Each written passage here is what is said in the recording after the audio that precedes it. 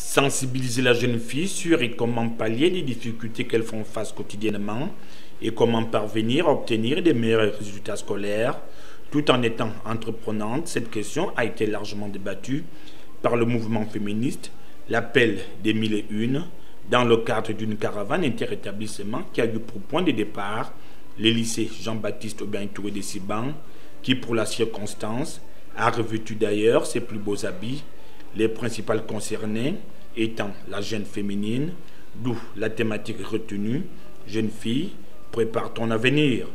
Quant aux conférencières, pour la grande majorité, actives dans la société gabonaise, chacune à son niveau a su présenter sa toute petite expérience de ce qu'elles savent, du moins, des causes souvent à l'origine de l'échec scolaire. Parce que ce sont des personnes assez conscientes, c'est étonnant pour le niveau d'âge, le niveau de compréhension. Elles savent bien, elles savent faire la différence entre le bien et le mal, hein. Donc elles savent pertinemment ce qui est bon pour elles et ce qui est mauvais pour elles. Et oui, j'ai envie de vous dire que le message est assez bien passé. Juste pour résumer un peu l'intervention, c'était qu'elles sont capables d'être celles qu'elles veulent. Aujourd'hui, on voit qu'il y a beaucoup d'engouement autour de l'entrepreneuriat féminin au Gabon. Ce n'est pas un mythe, c'est une réalité et nous sommes là pour montrer que voilà, nous sommes des exemples vivants. Des conseils allant dans le sens de recadrer la jeune fille, ce malgré moult échecs scolaires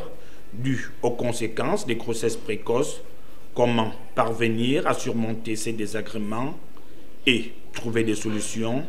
Cela a été véhiculé lors des échanges par ces femmes volontaires qui, au travers de leurs apports, comptent bien évidemment changer la jeune fille de façon positive. Dans l'entrepreneuriat et leur dire, c'est vrai que l'école c'est le banc de la réussite, mais ça ne réussit pas à tout le monde. Donc après cet échec, ne pas penser rester isolé, les bras croisés. Il y a d'autres moyens pour s'en sortir dans la vie.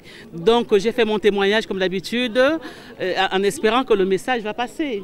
Au regard de l'affluence, de la pertinence des débats, on peut évidemment conclure que ce premier rendez-vous a eu l'écho escompté. Prochaine étape, dans les heures à venir, le lycée Djoué Dabani.